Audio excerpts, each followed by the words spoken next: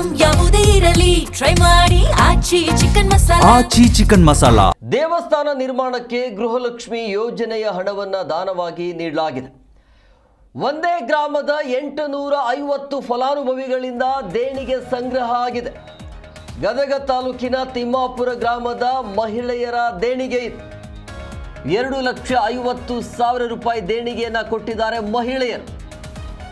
ಗೃಹಲಕ್ಷ್ಮಿ ಹಣ ಏನು ಬರ್ತಿದೆಯಲ್ಲ ಮಂತ್ಲಿಗೆ 2,000 ರೂಪಾಯಿ, ಆ 2,000 ರೂಪಾಯಿಯನ್ನ ದೇವಸ್ಥಾನಕ್ಕಂತೇಳಿ ಆ ಊರಿನ ಮಹಿಳೆಯರು ಕೊಟ್ಟಿದ್ದಾರೆ. ಗೃಹಲಕ್ಷ್ಮಿ ಹಣವನ್ನು ಸಂಗ್ರಹಿಸಿ ದೇವಸ್ಥಾನ ಕಾಮಗಾರಿಯನ್ನು ಈಗ ಶುರು ಮಾಡಿಕೊಂಡಿದ್ದಾರೆ. ಈವರೆಗೆ 2,50,000 ರೂಪಾಯಿ ದೇಣಿಗೆಯನ್ನು ಕೊಟ್ಟಿರುವಂಥದ್ದು ಮಹಿಳೆಯರು. ಸಂಗ್ರಹಿಸಿರುವಂಥ ಹಣದಿಂದ ಭವ್ಯವಾದ ಒಂದು ಮಂದಿರವನ್ನ ನಿರ್ಮಾಣ ಮಾಡಬೇಕು ಅನ್ನುವಂಥ ಸ್ಥಳೀಯರ ಗುರಿಯದು. 4 ವರ್ಷದಿಂದ ದೇವಸ್ಥಾನದ ಕಾಮಗಾರಿ ನಡೀತಾನೆ ಇದೆ. ಹಣದ ಕೊರತೆ ಇದೆ. ಸೊ ಹಣದ ಕೊರತೆಯಿಂದ ಸ್ಥಗಿತಗೊಂಡಿದ್ದ ದೇವಸ್ಥಾನವನ್ನು ಮತ್ತೆ ಆರಂಭ ಮಾಡಬೇಕು, ಮತ್ತೆ ಕಾಮಗಾರಿ ಆಗಬೇಕು. ಬಟ್ ದುಡ್ಡಿಲ್ಲ, ಏನು ಮಾಡಬೇಕು? ಒಂದು ಪ್ಲಾನ್ ಮಾಡಿರ್ತಾರೆ. ಆ ಊರಿನ ಎಲ್ಲ ಮಹಿಳೆಯರು ಸೇರಿಕೊಂಡು ತಮಗೆ ಬರ್ತಾ ಇರುವಂಥ ಮಂತ್ಲಿ 2,000 ರೂಪಾಯಿಯನ್ನು ಕೂಡಿಟ್ಟು ಅದನ್ನು ದೇವಸ್ಥಾನಕ್ಕಂತೇಳಿ ಕೊಡಬೇಕು ಅನ್ನೋದು ಕೊಟ್ಟಿದ್ದಾರೆ. ಈಗ 2.5 ಲಕ್ಷ ರೂಪಾಯಿ, ಈವರೆಗೆ 50 ಲಕ್ಷ ರೂಪಾಯಿ ಆ ದೇವಸ್ಥಾನಕ್ಕೆ ಖರ್ಚಾಗಿದೆ. ಅಂದರೆ ಗ್ರಾಮಸ್ಥರ ಖರ್ಚು ಮಾಡಿದ್ದಾರೆ. ಮತ್ತೆ 50 ಲಕ್ಷ ರೂಪಾಯಿ ಬೇಕು. ಈಗ ಹಣದ ಅವಶ್ಯಕತೆ ಇದೆ. ಹೀಗಾಗಿ ಗೃಹಲಕ್ಷ್ಮಿಯರಿಂದ ಹಣವನ್ನು ಪಡೆಯಲು ಗ್ರಾಮಸ್ಥರು ಮುಂದಾಗಿದ್ದಾರೆ. ಗೃಹಲಕ್ಷ್ಮಿ ಹಣವನ್ನು ಸಂಗ್ರಹಿಸಿ ದೇವಸ್ಥಾನದ ಕಾಮಗಾರಿಯನ್ನು ಮಾಡಲಿಕ್ಕೆ ಮುಂದಾಗಿದ್ದಾರೆ. ಸೊ ಈ ರೀತಿಯ ಪ್ಲಾನ್ ನಡೀತಾ ಇದೆ. ಈಗ ಗ್ಯಾರಂಟಿ ಬೇಕು ಬೇಡ ಅನ್ನೋದರ ಚರ್ಚೆಯ ಮಧ್ಯೆ ಈ ರೀತಿಯ ಒಳ್ಳೆಯ ಸುದ್ದಿ ಕೇಳಿದಾಗ ಏನು ಅನಿಸ್ಬಿಡುತ್ತೆ ಅಂದರೆ, ಏನು ಮಾಡಬೇಕು ಗ್ಯಾರಂಟಿಯನ್ನು ಅಂತ ಅನಿಸ್ಬಿಡುತ್ತೆ. ಅದರ ಅವಶ್ಯಕತೆ ಇದೆ ಅಂತ ಅನಿಸ್ಬಿಡುತ್ತೆ. ಈ ರೀತಿಯಾಗಿ ಕೆಲವೊಂದಿಷ್ಟು ಒಳ್ಳೆ ಕಾರ್ಯಕ್ಕೆ ಬಳಕೆಯನ್ನು ಮಾಡ್ತಾ ಇದನ್ನು ನೋಡ್ತಾ ಇದ್ರೆ. ಆದರೆ ಆ ಗ್ರಾಮಸ್ಥರು ತೆಗೆದುಕೊಂಡಿರುವಂಥ ನಿರ್ಧಾರ ಇದೆಯಲ್ಲ, ಅದಕ್ಕೆ ಹ್ಯಾಟ್ಸ್ ಆಫ್ ಅಂತ ಹೇಳಲೇಬೇಕು. ಎಲ್ಲ ಮಹಿಳೆಯರು, ಆ ಊರಿನ ಎಲ್ಲ ಮಹಿಳೆಯರು ಸೇರಿಕೊಂಡು ಮೊದಲು ನಮ್ಮ ಊರಿನ ದೇವಸ್ಥಾನ ನಿರ್ಮಾಣ ಆಗಲಿ ಅಂಥೇಳಿ ಮಂತ್ಲಿ 2,000 ಬರುತ್ತಲ್ಲ, ಮಂತ್ಲಿಂದ ಬಂದಿಲ್ಲ. ಈಗ ಬಾಕಿ ಸಿಕ್ಕಾಪಟ್ಟೆ ಇದ್ದಾವೆ. ಬಟ್ ಎಷ್ಟು ಬಂದಿದೆಯಲ್ಲ ಅದನ್ನು ಹಾಗೆ ಉಳಿಸ್ಕೊಂಡಿದ್ರು ಆ ಗ್ರಾಮದ ಮಹಿಳೆಯರು. ಅದನ್ನು ಕೂಡಿಟ್ಟಿರುವ ಹಣವನ್ನು ಎಲ್ಲ ಮಹಿಳೆಯರು ಕೊಟ್ಟಿದ್ದಾರೆ.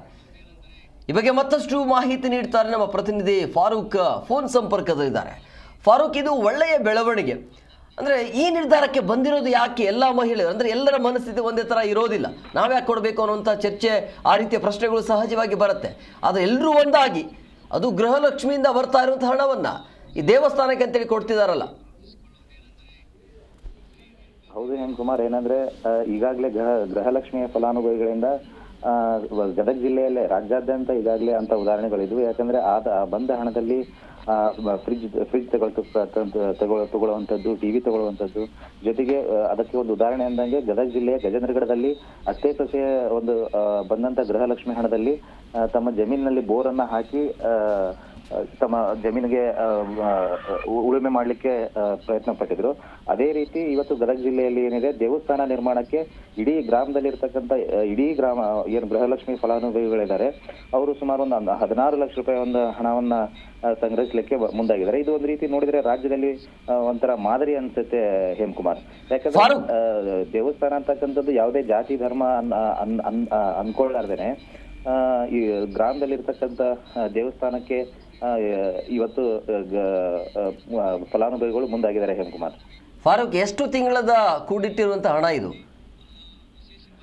ಹೇಮಕುಮಾರ್, ಏನಂದ್ರೆ ಈಗಾಗಲೇ ಸುಮಾರು 2,50,000 ರೂಪಾಯಿ ಅಂದ್ರೆ ಈ ವರ್ಷದಲ್ಲಿ ಬಂದಿರತಕ್ಕಂತ ಹಣ ಏನಿದೆ, ಅಂದಾಜು ಒಂದು 800 ಆ ಗ್ರಾಮದಲ್ಲಿ ಇರ್ತಕ್ಕಂಥ 800ಕ್ಕಿಂತ ಅಧಿಕ ಮಹಿಳೆಯರು ಪ್ರತಿಯೊಬ್ಬರು ಸಹ ತಮ್ಮ ಸ್ವ ಇಚ್ಛೆಯಿಂದ ಗ್ರಾಮದಲ್ಲಿ ಏನು ದೇವಸ್ಥಾನದ ಕಾಮಗಾರಿ ನಡೀತಾ ಇತ್ತು ಅದು ಅರ್ಧಕ್ಕೆ ನಿಂತಿತ್ತು. ಯಾಕಂದ್ರೆ ಸುಮಾರು ಒಂದು 50 ಲಕ್ಷ ರೂಪಾಯಿ ಹಾಕಿ ಈಗಾಗಲೇ ಕಾಮಗಾರಿ ನಿಂತಿತ್ತು. ಸರ್ಕಾರದಿಂದ ಹಣ ಬಂದಿಲ್ಲ ಅಂತಕ್ಕಂಥ ದೃಷ್ಟಿಯಿಂದ ಅರ್ಧಕ್ಕೆ ಏನು ಕಾಮಗಾರಿ ನಿಂತಿತ್ತು ಅದನ್ನು ಪೂರ್ಣಗೊಳಿಸುವ ಹಿನ್ನೆಲೆಯಲ್ಲಿ ಎಲ್ಲರೂ ಒಕ್ಕೊರಗಿನಿಂದ ಎಲ್ಲರೂ ಕೂಡ ಮಾತಾಡಿಕೊಂಡು ಎಲ್ಲರೂ ಕೂಡ ಸಮಾನ ಮನಸ್ಕತೆಯಿಂದ ಯಾರು ಭೇದ ಭಾವ ಮಾಡ್ಕೊಳ್ಳಾದ್ರೆ ಒಂದು ಹೆಚ್ಚು ಕಡಿಮೆ 50 ಲಕ್ಷ ರೂಪಾಯಿ ಸಂಗ್ರಹಿಸ್ತಕ್ಕಂಥ ಒಂದು ಪ್ಲಾನ್ ಅನ್ನ ಮಾಡಿದ್ದಾರೆ. ಜೊತೆಗೆ ಈಗ ಸದ್ಯಕ್ಕೆ ಸುಮಾರು 2.5 ಲಕ್ಷ ರೂಪಾಯಿ ಅಷ್ಟು ಈಗಾಗಲೇ ದೇಣಿಗೆಯನ್ನ ಗ್ರಾಮದ ಮುಖಂಡರು ಏನಿದ್ದಾರೆ, ಆ ದೇವಸ್ಥಾನದ ಕಮಿಟಿಯವರು ಏನಿದ್ದಾರೆ ಅವ್ರ ಕಡೆ ಮುಟ್ಸಿರ್ತಕ್ಕಂಥದ್ದು ಹೇಮಕುಮಾರ್. ಫಾರೂಕ್, ಆ ಒಂದು ಗ್ರಾಮದಲ್ಲಿ ಎಷ್ಟು ಮಹಿಳೆಯರಿದ್ದಾರೆ, ಎಷ್ಟು ತಿಂಗಳಿಂದ ಕೊಡ್ತಿದ್ದಾರೆ ಅಂತ ಅಂದರೆ ಏನಾದರೂ ಫಿಕ್ಸ್ ಮಾಡಿದಾರಾ? ಇಷ್ಟು ತಿಂಗಳದು ಕೊಡಿ ಅಂತೇಳಿ ಆ ಥರ ಡಿಮ್ಯಾಂಡು ಅಥವಾ ಆ ಥರ ಏನಾದರೂ, ಅಥವಾ ಅವರ ಮನಸ್ಸಿಗೆ ಇಷ್ಟ ಬಂದಂಗೆ ಏನಾದರೂ ನೀಡ್ತಿದ್ದಾರೆ ಹೇಗೆ, ಅಂದರೆ ದೇವರ ರೂಪದಲ್ಲಿ? ಇಲ್ಲಿ ಏನ್ ಫಲಾನುಭವಿಗಳಿದ್ದಾರೆ ಅವರು ಸ್ವ ಇಚ್ಛೆಯಿಂದ ಆ ದೇವಸ್ಥಾನದ ಕಾಮಗಾರಿಗಾಗಿ ಕೊಡ್ತಾ ಇರ್ತಕ್ಕಂಥದ್ದು. ಆದ್ರೆ ಯಾರಿಗೂ ಯಾರ ಮೇಲೇನೂ ಒತ್ತಡ ಇಲ್ಲ, ಯಾರಿಗೂ ಕೂಡ ನೀವು ಕೊಡಲೇಬೇಕು ಅಂತಕ್ಕಂಥ ಒಂದು ಒತ್ತಡ ಹೇರಿಲ್ಲ ಎಂ ಕುಮಾರ್. ಯಾಕಂದ್ರೆ ಗ್ರಾಮದ ದೇವಸ್ಥಾನ, ಗ್ರಾಮದಲ್ಲಿ ಆ ದೇವಸ್ಥಾನ ಕಾಮಗಾರಿ ಪೂರ್ಣಗೊಳ್ಳಲಿ ಅನ್ನೋ ಉದ್ದೇಶದಿಂದ ಎಲ್ಲರೂ ಕೂಡ ಈಗ ಆ ಗ್ರಾಮದಲ್ಲಿ ಏನಿದೆ ಸುಮಾರು 1,000 ಹೆಚ್ಚು ಕಡಿಮೆ 1,000 ಜನ ಮಹಿಳೆಯರು ಫಲಾನುಭವಿಗಳು, ಗೃಹಲಕ್ಷ್ಮಿಯ ಫಲಾನುಭವಿಗಳು ಇದ್ದಾರೆ ಅಂತಕ್ಕಂಥ ಒಂದು ಮಾಹಿತಿ. ಅದರಲ್ಲಿ ಈಗ 800ಕ್ಕಿಂತ ಅಧಿಕ ಮಹಿಳೆಯರು ಸ್ವ ಇಚ್ಛೆಯಿಂದ ಗ್ರಾಮದ ಮುಖಂಡರ ಹತ್ರ ದೇವಸ್ಥಾನದ ಕಾಮಗಾರಿ ಪೂರ್ಣಗೊಳ್ಳಿಕ್ಕಾಗಿ ಇವತ್ತು ಕೊಡ್ತಾ ಇರ್ತಕ್ಕಂಥದ್ದು. Yes, okay, thank you Farooq ನಿಮ್ಮೆಲ್ಲ ಡೀಟೇಲ್ಸ್ಗಾಗಿ. ಶ್ರೀ ರೇಣುಕಾದೇವಿ ಯಲ್ಲಮ್ಮನ ದೇವಸ್ಥಾನದ ಕಟ್ಟಡದ ಸಹಾಯಕವಾಗಿ ಕರ್ನಾಟಕ ಸರ್ಕಾರದಿಂದ ಬಂದಂತ